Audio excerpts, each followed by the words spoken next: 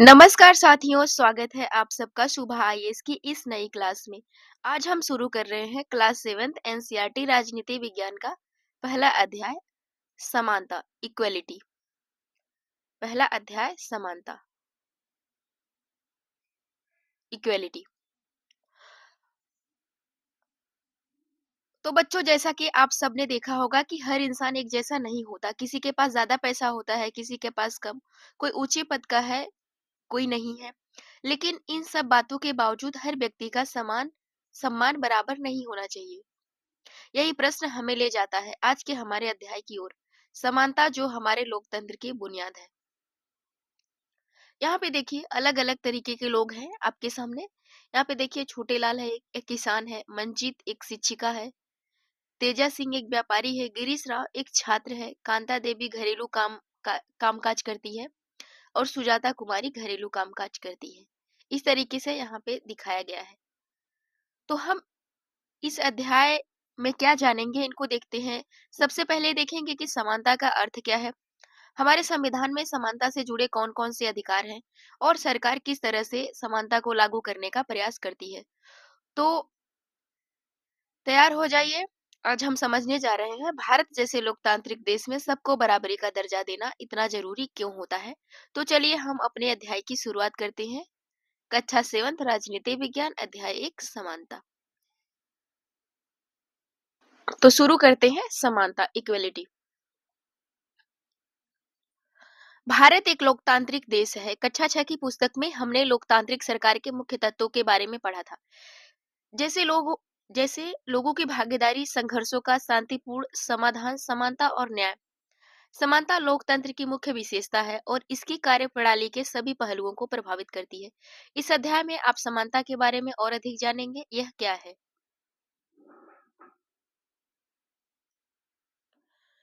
लोकतंत्र के लिए यह आवश्यक क्यों है और भारत में सब समान है या नहीं, हम कांता की कहानी से चर्चा आरंभ करते हैं। कहानी के माध्यम से यहाँ समानता को समझाया गया है। तो सबसे पहले हम कहानी के माध्यम से शुरू करते हैं। यह कहानी कांता की है।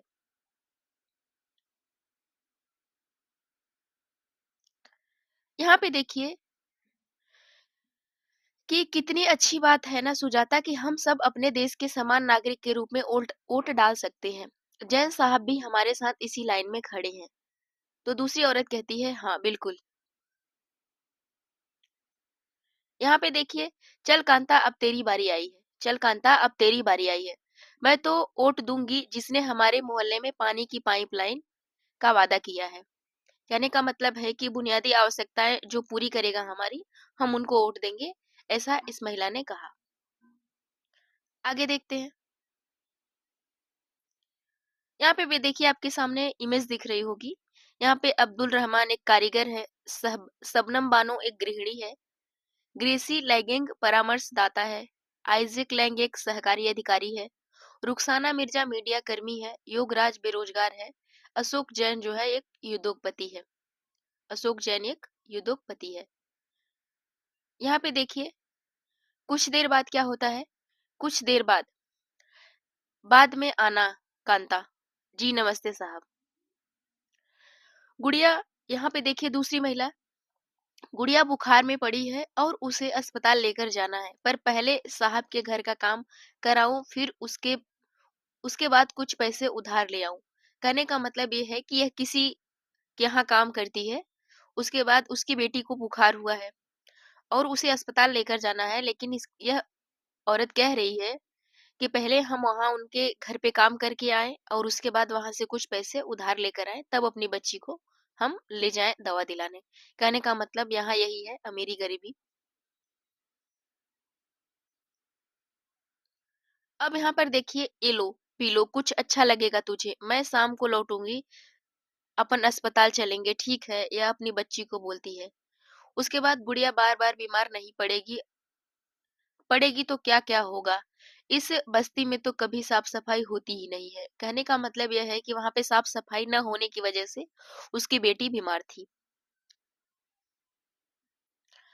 अब यहाँ पे देखिए एक चित्र आपके सामने दिख रहा होगा कि कोनों को अच्छे से साफ करना। यहाँ पे मालकिन कह रही है नौकरानी को कि कोनों को अच्छे से साफ करना, साफ सफाई अच्छे से करना।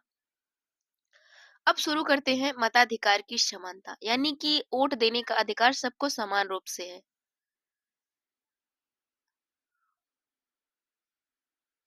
कहानी का प्रारंभ कांता के वोट देने की लाइन में खड़े होने से होता है। पुनः उन विभिन्न लोगों की ओर देखो जो उनके साथ लाइन में खड़े हैं। कांता अपने मालिक अशोक जैन को पहचान लेती है और अपने पड़ोसी छोटे लाल को भी। भारत जैसे एक लोकतंत्री देश में सब वयस्कों को मत देने का अधिकार है, चाहे उनका धर्म कोई भी हो।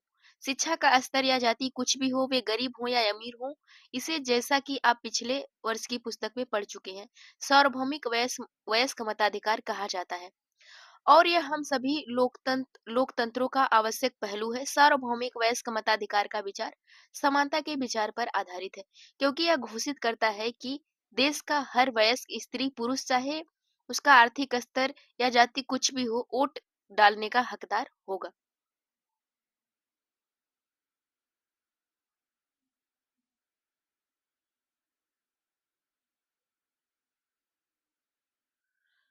वोट डालने का हकदार होगा। कांता वोट देने के लिए बहुत उत्सुक है और यह देखकर बहुत खुश है कि वह अन्य सबके बराबर है, क्योंकि उन सबके पास भी एक ही वोट होता है। परंतु जैसे-जैसे दिन बीतता जाता है, कांता के मन में समानता के वास्तविक अर्थ के बारे में शंका होने लगती है।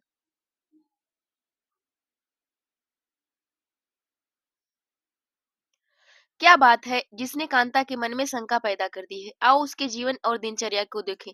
एक झोपड़पट्टी में रहती है, उसके घर के पीछे एक नाला है, उसकी बेटी बीमार है, परंतु अपने काम के दिन की भी छुट्टी नहीं ले सकती, क्योंकि उसे अपने मालिक के बच्ची को डॉक्टर के पास ले जाने के लिए पैसे उधार लेने हैं। घरेलू काम की नौकरी उसे थका देती है और अंततः उसके दिन की समाप्ति फिर लंबी लाइन में खड़े होकर होती है। सरकारी अस्पताल के सामने लगी लाइन उस लाइन से भिन्न है जिसने वह सुबह लगी थी, क्योंकि इस लाइन में होने खड़े होने वाले अधिकांश लोग गरीब हैं, क्योंकि जब वोट की लाइन में लगी थी तो सारे लोग एक बराबरी में खड़े थे। हालांकि जब अस्पताल की बात आई तो हर अलग अलग अमीर गरीब वर्ग के लोग हैं। वहां पे देखने के बाद उसे लगता है कि यहाँ सिर्फ गरीबों की लाइन लगी हुई है अस्पताल में।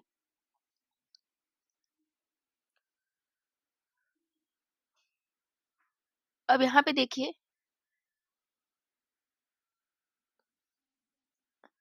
कांता, एले तेरे पैसे पर पहले के पैसे मांगने की आदत मत बना, समझी? मालकिन ने कहा कि यह तुम्हारे पैसे हैं, लेकिन जब तुम्हारा मन होता है तभी पैसे मांगो, इसके पहले पैसे मांगने की आदत मत बनाओ। तो उसके बाद कांता ने कहा कि जी मैडम, नहीं बनाऊंगी। अब यहाँ पर देखिए, यहाँ पे बस जरा सी देर और बेटी, उसके बाद जैन मैडम और जैन साहब वोट डालने के लिए लाइन में भले ही खड़े रहे हों, पर अपनी बच्ची के इलाज के लिए उन्हें लाइन में नहीं लगना पड़ता है, क्योंकि वो अमीर है। वो प्राइवेट हॉस्पिटल में भी दिखा सकते हैं, उनके बेटी का जल्दी इलाज हो सकता है। यही समानता असमानता के बीच खाई है। अब यहाँ पे देखिए अन्य प्रकार की असमानताएं। कांता उन बहुत से लोगों में से एक है जो भारतीय लोकतंत्र में रहते हैं, जिन्हें मताधिकार प्राप्त है, लेकिन जिनका दैनिक जीवन और कार्य करने की स्थितियां समानता से बहुत दूर है। निर्धर होने के अतिरिक्त भारत में लोगों को अन्य अन्य अनेक कारणों से भी असमानता का सामना करना पड़ता है। इसका आशय हम निम्नलिखित दो कहानियों को पढ़कर समझेंगे कि ये दोनों ही वास्तविक घटनाओं पर आधारित है और भारत में होने वाली विभिन्न प्रकार की असमानताओं पर प्रकाश डालती है। कहानी के माध्यम से हम समझते हैं कि असमानताएं किस स्तर पर हैं। भारत में समानता प्रचलित असमानताओं में से एक है जातिगत व्यवस्था। यदि आप ग्रामीण भारत में रहते हैं, तो जातिगत पहचान का अनुभव शायद आप छोटी ही उम्र से हो जाता है। यदि आप भारत के शहरी क्षेत्र में रहते हैं, तो शायद आप यह सोचेंगे कि जात-पात में विश्वास नहीं करते। परंतु जरा एक प्रमुख समाचार पत्र के वैवाहिक विज्ञापन के कॉलम को देखिए, तो आप पाएंगे कि उच्च शिक्षा प्राप्त शहरी भारतीय के दिमाग में भी जाति कितनी महत्वपूर्ण है। यहाँ पर देखिए कि वैवाहिक विज्ञापन दिया गया है, जिसमें लड़के के बारे में बताया गया है, उसके बाद क्या-क्या ज़रूरी चीज़ें हैं, सारी चीज़ें यहाँ पे डिटेल्स दिया गया है। लेकिन यहाँ पे ध्यान देने योग्य है कि ब्राह्मण परिवार का ही होना चाहिए। उसके बाद यहाँ पे देखिए दूसरे में कि राजपूत कन्या चाहिए, अग्रवाल कन्या चाहिए। तो यहाँ पर देखिए कि बीएससी, एमएससी, बायोटेक पास ब्राह्मण जाति की लड़की चाहिए। अब ज़रा सोचिए बच्चों, जब किसी नौकरी या रिश्ते में योग्यता नहीं जाति देखी जाती है, तो क्या यह समानता कहलाएगी? क्या यह समानता कहलाएगी? बिल्कुल नहीं। यह तो असमानता साफ-साफ उदाहरण है। हमारे संविधान ने कहा है कि हर नागरिक को समान अवसर मिलना चाहिए, चाहे वह किसी धर्म, जाति या लिंग का हो। लेकिन जब समाज में ऐसे विज्ञापन आते हैं, तो यह दिखाता है कि समानता का आदर्श अभी भी पूरी तरह लागू नहीं हुआ है। हालाँकि बहुत हम 10% कह सकते हैं, 90% अभी चीज़ें वही चल रही हैं। तो इस तरीके से यह वैवाहिक विज्ञापन है, जैसा कि आप सबने देखा। ऐसा नहीं है कि सिर्फ़ जातिगत जो असमानता है, सिर्फ़ शहरों में ही है, गाँव में ही है। शहरों में भी व्याप्त है।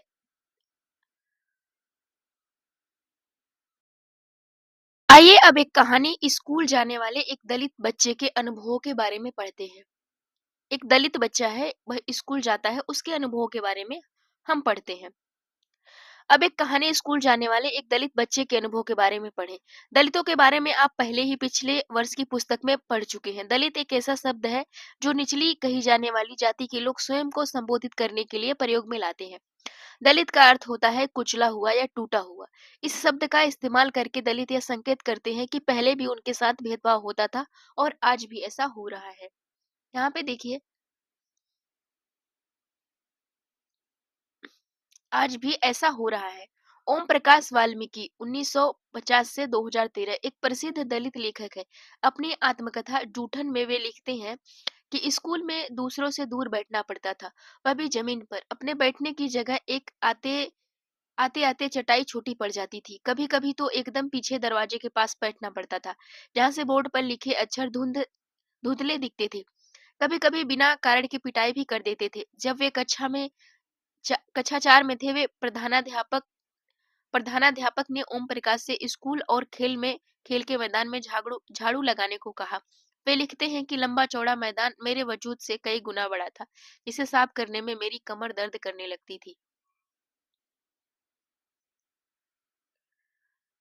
थी। धूल से चेहरा सिर अट गया था, मुंह के भीतर धूल घुस गई थी। मेरी कक्षा में बाकी बच्चे पढ़ रहे थे और मैं झाड़ू लगा रहा था। हेडमास्टर अपने कमरे में बैठे थे, लेकिन निगाह मुझ पर टिकी थी। पानी पीने तक की इजाजत नहीं थी। पूरे दिन मैं झाड़ू लगाता रहा। स्कूल के कमरों के खिड़की दरवाजे से मास्टरों और लड़कों की आंखें छिप कर तमाशा देख रही थी। ओम प्रकाश और लड़कों ओम प्रकाश से अगले 2 दिन तक स्कूल और खेल के मैदान में झाड़ू लगवाई जाती रही, और यह क्रम तभी रुका जब उधर से गुजरते हुए उसके पिता ने अपने बेटे को झाड़ू लगाते देखा। उन्होंने शिक्षकों का साहस पूर्वक सामना किया और ओम प्रकाश का हाथ पकड़कर स्कूल से बाहर जाते हुए ऊंचे स्वर में सबको सुनाते हुए कहा, मास्टर हो इसीलिए जा रहा हूँ, पर इतना याद रखिए मास्टर, यो यही पढ़ेगा इसी मदरसे में, और यो ही नहीं, इसके बाद और भी आवेंगे पढ़ने को। ऐसा उसके पापा ने कहा ओम प्रकाश के। यहाँ पर देखिए, एक सामने आपके बुक दिख रही होगी जूठन, ओम प्रकाश वाल्मीकि द्वारा लिखी गई है। ओम प्रकाश वाल्मीकि की किताब जूठन का मुख्य पृष्ठ, जिसमें उन्होंने एक दलित बालक के रूप में बड़े होने के अनुभवों को प्रस्तुत किया है। अब यहाँ पे एक दूसरी कहानी शुरू होती है।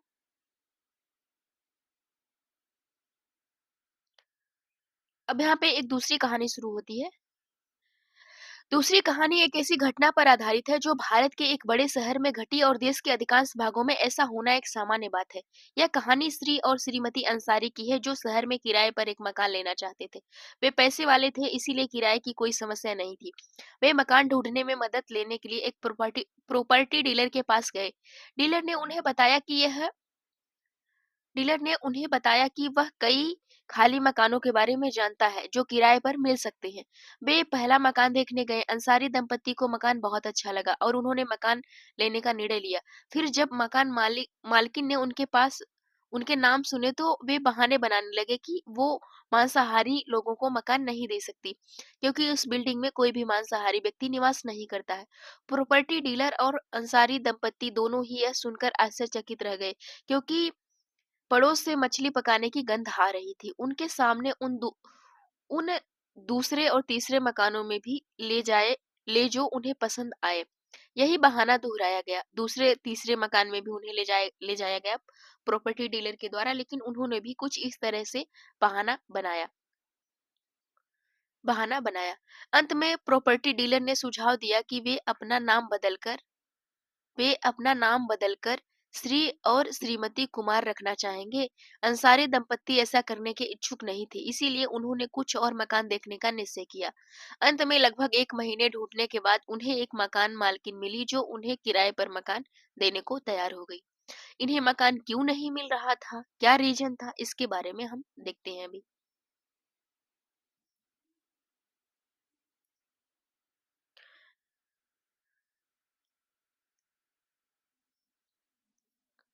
अब आप समझ गए होंगे कि कुछ लोगों के साथ असमानता का व्यवहार बस इस कारण होता है कि उनका जन्म किस जाति, लिंग या धर्म में हुआ है। वे उच्च वर्ग के हैं या मध्यम या निम्न वर्ग के। ओम प्रकाश वाल्मीकि और अंसारी परिवार के साथ असमानता का व्यवहार जातिगत और धर्म के कारण से हुआ था।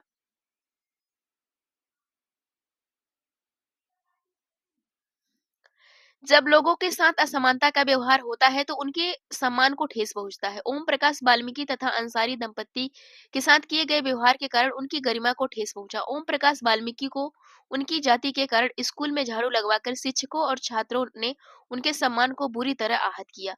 उन्हें महसूस कराया कि वे विद्यालय के अन्य छात्रों के समान नहीं है, उनसे कमतर है। बच्चा होने के कारण ओम प्रकाश वाल्मीकि स्वयं इस बारे में अधिक कुछ नहीं कर सके, किंतु जब उनके पिता ने अपने बेटे को झाड़ू लगाते देखा तो उन्होंने इस असमानता व्यवहार पर क्रोध आया और उन्होंने शिक्षकों के समक्ष विरोध प्रकट किया। जब लोगों ने अंसारी दंपत्ति को अपना मकान किराए पर देने से इनकार कर दिया, तब उनके सम्मान को भी चोट पहुंची। फिर जब प्रॉपर्टी डीलर ने उन्हें नाम बदलने का सुझाव दिया, तब उनके आत्मसम्मान ने उन्हें ऐसा करने से रोक दिया। उन्होंने सुझाव को ठुकरा दिया।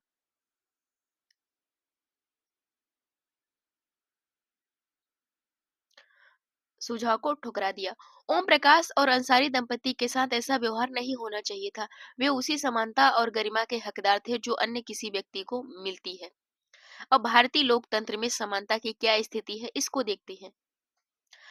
भारतीय संविधान सब व्यक्तियों को समान मानता है। इसका अर्थ है कि देश के व्यक्ति, चाहे वे पुरुष हो या स्त्री, किसी भी जाति या धर्म और शैक्षिक आर्थिक पृष्ठभूमि से संबंध रखते हो, वे सब समान माने जाएंगे। लेकिन इसके बाद भी हम यह नहीं कह सकते हैं कि असमानता खत्म हो गई है। यह खत्म नहीं हुई है, लेकिन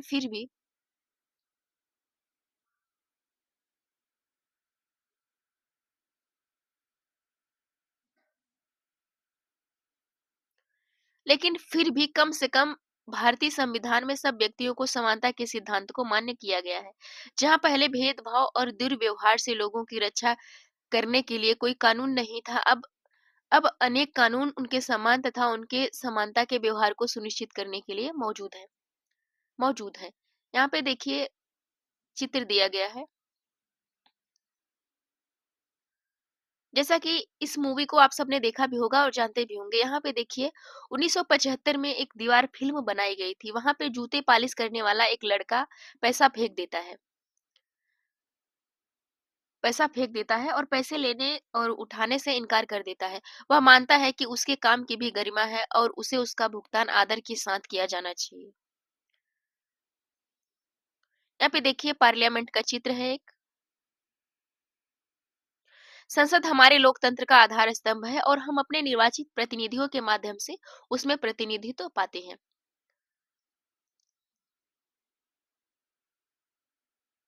मौजूद है। अब यहाँ पर देखते हैं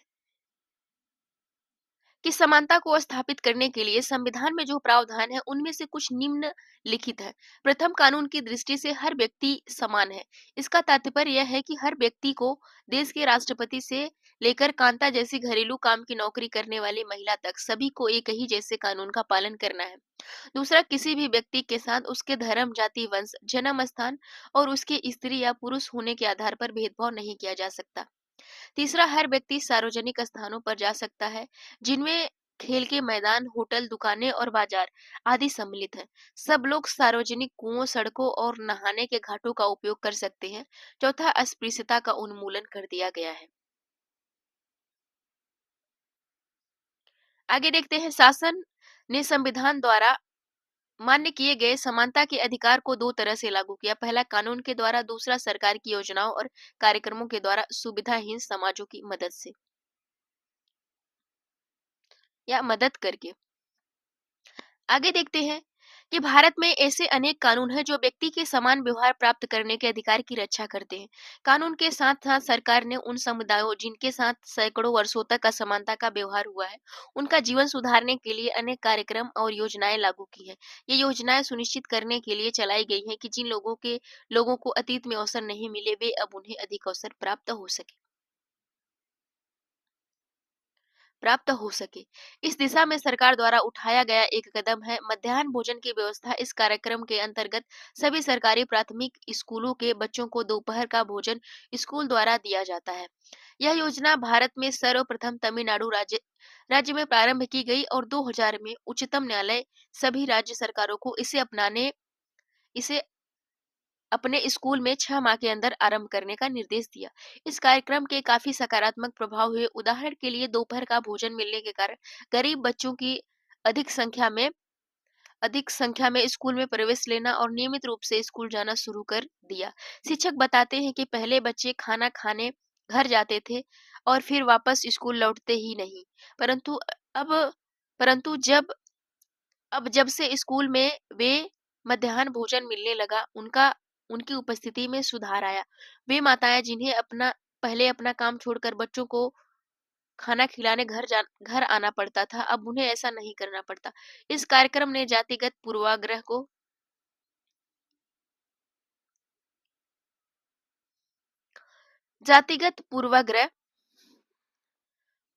को कम करने में भी सहायता मिली, क्योंकि स्कूल में निम्न व उच्च जाति के बच्चे साथ-साथ भोजन करते हैं और कुछ स्थानों पर तो भोजन पकाने के लिए दलित महिलाओं को काम पर रखा जाता है।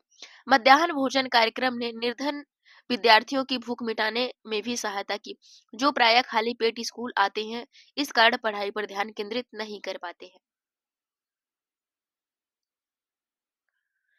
यद्यपि शासकीय कार्यक्रम अवसरों की समानता बढ़ाने में महत्वपूर्ण भूमिका निभा रहे हैं, किंतु अभी भी बहुत कुछ करने की आवश्यकता है।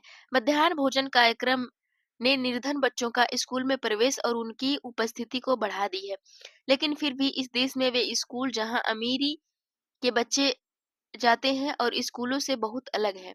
अमीरों के बच्चे जाते हैं और उन स्कूलों से बहुत अलग है जहाँ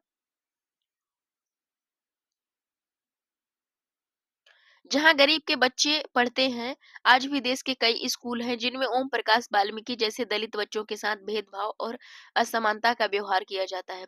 इन बच्चों को ऐसी असमान स्थितियों में ढकेला जाता है जहाँ उनके सम्मान की रक्षा नहीं हो पाती। ऐसा इसलिए है क्योंकि कानून बन जाने के बाद भी लोग उन्हें समान समझने से इनकार कर देते हैं। आज भी ऐसा ही होता है।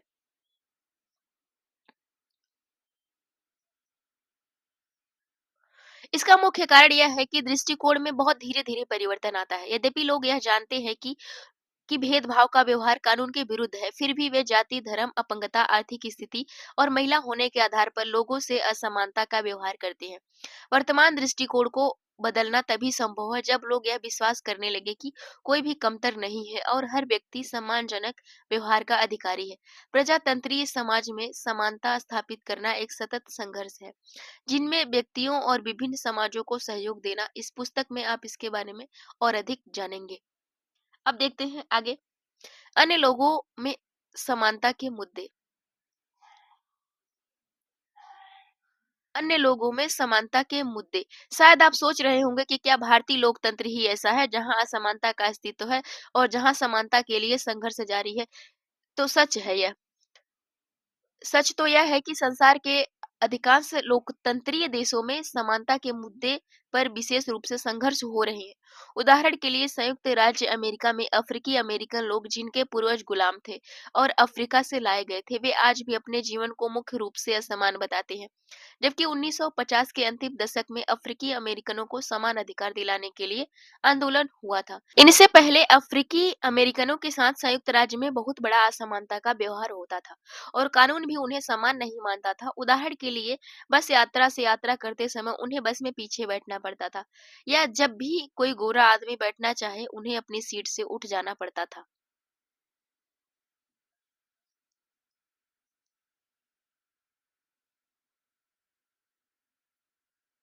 यहाँ पे देखिए कि एक महिला की कहानी बताई जा रही है, रोजा पार्क्स। रोजा पार्क्स एक अफ्रीकी अमेरिकन महिला थी। 1 दिसंबर 1955 को दिन भर काम करके थक जाने के बाद बस में उन्हें अपनी सीट पर एक गोरे व्यक्ति को देने से मना कर दिया था। उस दिन उनके इनकार से अफ्रीकी अमेरिकनों के साथ असमानता को लेकर एक विशाल आंदोलन प्रारंभ हो गया, जो नागरिक अधिकार आंदोलन सिविल राइट्स मूवमेंट कहलाया। 1964 के नागरिक अधिकार अधिनियम ने नस्ल, धर्म और राष्ट्रीय मूल के आधार पर भेदभाव को निषेध कर दिया। इन- इसने इसने यह भी कहा कि अफ्रीकी अमेरिकन बच्चों के लिए सब स्कूलों के दरवाजे खोले जाएंगे और उन्हें उन बच्चों के लिए सब स्कूलों में दरवाजे खोले जाएंगे और उन्हें उन अलग स्कूलों में नहीं जाना पड़ेगा, विशेष रूप से केवल उन्हीं के लिए खोले गए थे जो सिर्फ उनके लिए ही खोले गए थे। इतना होने के बावजूद भी अधिकांश अफ्रीकी अमेरिकन गरीब हैं। अधिकतर गरीबी अमेरिकन बच्चे केवल ऐसे सरकारी स्कूलों में प्रवेश लेने के सामर्थ्य रखते हैं जहां कम सुविधाएं हैं और कम योग्यता वाले शिक्षक हैं, जबकि गोरे विद्यार्थी निजी स्कूलों में जाते हैं या उन क्षेत्रों में रहते हैं जहां के सरकारी स्कूलों का स्तर निजी स्कूलों जैसा ही है निजी स्कूल जैसा ही ऊंचा है। अब यहाँ पे देखिए आर्टिकल 15 का कुछ अंश दिया गया है। अनुच्छेद 15 क्या कहा गया है? अनुच्छेद 15 में धर्म, मूल, वंश, जाति, लिंग या जन्म स्थान के आधार पर प्रतिषेध, यानी कि किसी भी व्यक्ति को धर्म, मूल, वंश, जाति, लिंग या जन्म स्थान के आधार पर किसी भी प्रकार से उसके साथ भेदभाव नहीं किया जाएगा।